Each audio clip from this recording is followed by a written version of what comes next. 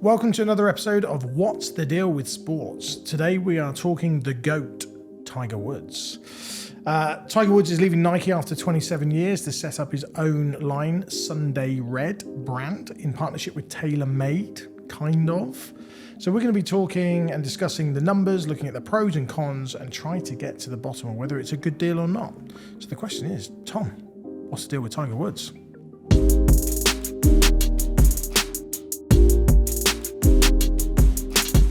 Right, Dave, we're back in for this one. I'm excited because I'm an amateur golfer, poor amateur golfer, and Tiger is the GOAT, in my opinion.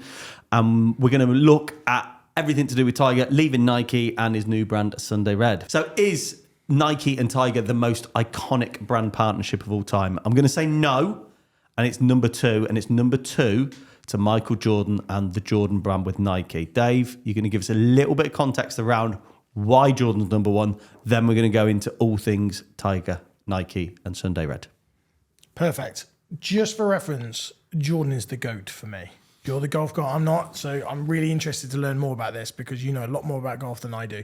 But yes, Jordan and Nike initially linked up in 1984 in his rookie year when he was at North Carolina. The Jordan brand has so far earned $19.4 billion, so just over 15.3 billion pounds sterling in revenue over the last 5 fiscal years. So Nike's Jordan brand bought in $5.1 billion, so just over 4 billion pounds in 2022. And Jordan pockets reportedly around 5% of that under the Nike deal. So just for context on that, based on those numbers, Jordan earned $256.1 million, so around 202 million pounds sterling in 2022 alone from licensing his name to Nike. And for context, he is the GOAT in basketball, and he only ever earned $90 million, so 71 million pounds, during his entire playing career with the Chicago Bulls. Which is why it's the best deal, hands down, of all time. Hands down. But we are here to talk about Tiger. So after 27 years, Tiger's announced on January 24th that he's leaving Nike. During this time, he's won 15 majors, widely regarded as the best golfer of all time. Tiger is synonymous with Nike. He's that 2005 Masters where that ball was hanging over the edge of the hole, marketeer's dream, and that Nike swoosh just felt like it stayed there for about 10 days. It was about 10 seconds, and then it just dropped. And it's just a brand dream. And they reckon that kind of alone in market value, brand exposure was worth about 20 million just from that.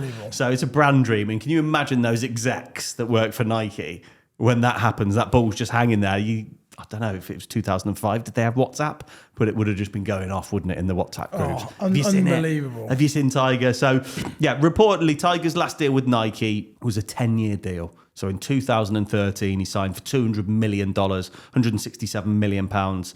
And in the partnership lifetime, we're talking $500 million, 417 million pounds. These numbers are quite hard to kind of nail down because there's an element of royalties in there. But just to give you an idea how big this is. And Nike always work with the best. They've got Jordan, LeBron, Tiger and co. And when Tiger joined Nike in 1995, they were doing 30 million in their golf division. $30 million. That's about 23 million pounds in annual revenue. By 98, just 3 years later, they were doing $300 million. About 230 million pounds in their golf division. Okay, so that's not total, but that is staggering amounts of money. Tiger's 48 now, though. Yeah. And it's fair to say he's on the decline in terms of golf. He's had a few injuries, hasn't he? Yeah, Tiger's had a lot of injuries. He had a real serious car crash in February 21 that almost killed him. He's had 5 back procedures across the years. And you hear rumours about him kind of pre-round. You know, if he's teeing off at 7:30 in the morning, you hear rumours that he's up at 3 or 4 a.m.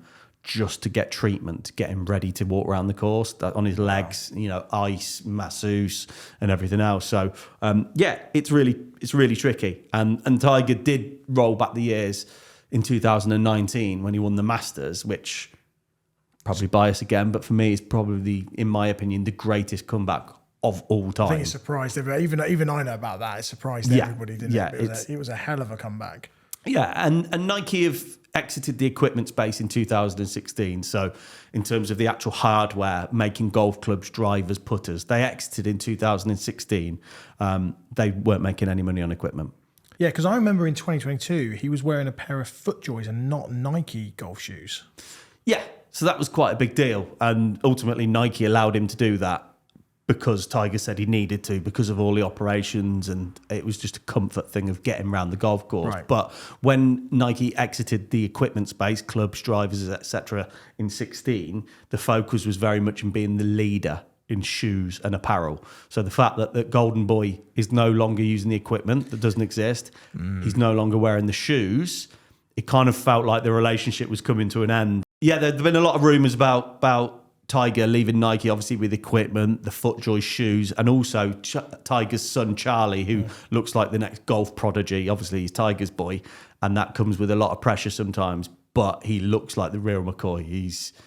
He looks like he's going to be some serious golfer. Now, Charlie is signed with an upcoming brand called Grayson, and Tiger's best mate on the tour, Justin Thomas, has done an equity deal with Grayson as well. So all signs look like they were pointing to Tiger leaving Nike. And it looked like for a time it was going to be with Grayson, but then there were also rumours swirling around that he was going to get into bed with TaylorMade because they wanted to push more into apparel, clothing, shoes, etc., etc. Hasn't worked out that way. So where's this Sunday Red come from then? Sunday Red is come from, well, obviously he's made the decision to leave Nike and set up his own brand. At the age he's at, knocking on 50, you kind of question the motivation, because if he was getting a $100 million deal for Nike for 10 years, even if he halved that with someone, you kind of think at his age, why? What does he need it? He's got more money than God at this point. It's kind of futile as such. But what he has done is launched Sunday Red, and this is a joint venture between him and TaylorMade. So it is a separate entity. They've got their own headquarters, but it is a JV between him and TaylorMade, and the sister big boy parent company is TaylorMade. He has used TaylorMade clubs for quite some time, so it seems like a good fit. And the Sunday Red, which is three separate words. There's power in threes and the rule of three, which is why they've split it up. But why Sunday Red? I know you're not a big golf man, Dave, but you'll have seen Sunday afternoons, right? Yeah, I've seen it. The black trousers, the red polo shirt. It's synonymous with Tiger, right? Yeah, Sunday Tiger. Everyone does it. We all go on the golf course. If you're wearing a red top on a golf course, it doesn't matter what day of the week it is. It is very rare that someone won't say to you, "Got Sunday Tiger on today," or Sunday Red. So you can see where it's come from. And on the logo, it's kind of like looks like a carcass, doesn't it, of a tiger, and it's got kind of 15 lines on, and they represent every major that Tiger's won. Now, they have said that if Tiger wins another major, they're going to change the logo and add another stripe. They surely don't believe that, though. You wouldn't have thought so. You wouldn't have thought so. I mean, we writ him off in 2019, but I can't for a second think that he's going to win another major. If he does, for 1 second, I can't think they're going to change the logo. I was going to say, that's a brand, isn't it? It's a brand. It's going to be on every bit of clothing, and people will be ordering stock well in advance, and all of a sudden you've got to add another line onto it. Yeah, exactly. So what do you think of the brand? You've seen it out there. We had a little look. We were doing some research, and I sent you the launch reel on Instagram. What's your opinions on it, Dave? For starters, I think any brand that he was going to put out, it's going to do well because it's him. His name's attached to it, and there are the Sunday Reds, as you say, and sort of the amateurs that will want to get behind it and wear it. But I think for somebody that's not overly into golf, just seeing it took me a while to actually figure out what it was. So, yes, I understand the Sunday Red piece, but breaking it up, okay, the power of three, and then also the imagery of the tiger, it took me a while to actually figure out it was a tiger. So I think in all intents and purposes, it's probably going to be great. It's being, probably produced by TaylorMade, so it's going to be good quality stuff. Tiger's name's attached to it. It's going to do well, but I think for me, not a huge fan, but that's personal opinion. Yeah, I was the same. When I first saw it, I thought I'd hate that. I really don't like it. I saw the branding. But then, as a consumer, I saw Tiger wearing it, and I was like, okay, maybe that's growing on me. And when we look at like Tiger's following, it's massive. Yeah.